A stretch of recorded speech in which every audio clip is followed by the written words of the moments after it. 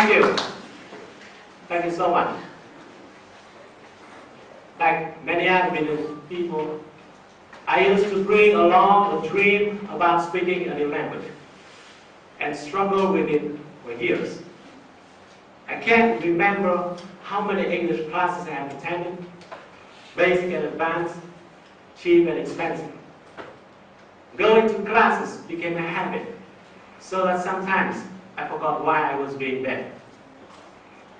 I used to ask myself, if all men in this world are equal, why not all languages are equal too? I was then lucky enough to have a turning point in my life that helped me overcome the language barrier. The moment I decided not to quit until I get what I want.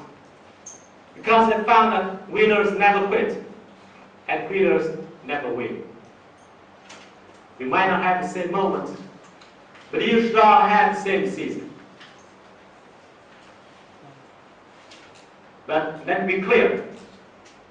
Let me be clear that learning a second language has never been easy. I'm opposed to those who say it's easy. It is not, you know that. But the biggest challenge in learning a second language is not in the vocabulary, not in the grammar, not pronunciation. The biggest challenge is when you put the effort without seeing immediate results.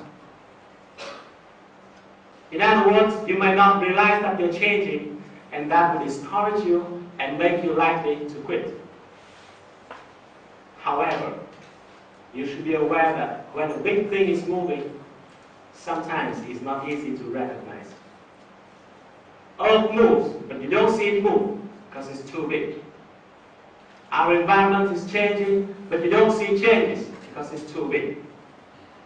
That's why if you're doing something and don't see it move, you're probably trying something big.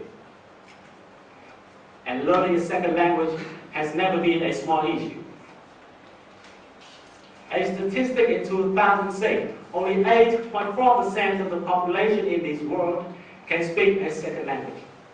And about 10% of that number, which means less than 1% of the total, can really use a second language to study or work. If you are doing something that less than 1% of the people in this world can do, is it a small issue? If you are doing something that less than 1% of the people in the world can do, how hardworking should you be? How patient should you be? And how strong should you be? But I'm so proud that millions of Vietnamese people are pursuing that challenging mission. And they pursue that mission with a strong belief. And I have been observing that belief everywhere. I saw the belief in the eyes of young students who live 600 kilometers far from here, went by public transportation and sat in the front row of my class. I saw the belief in the eyes of a young doctor who told me he learned to save more life. With that belief, you can't be defeated.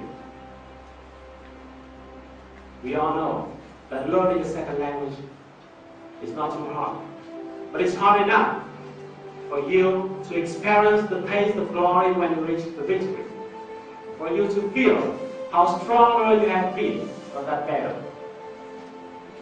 I used to wish I were born in an English-speaking country so that I wouldn't have had to spend so much time learning to speak a new way.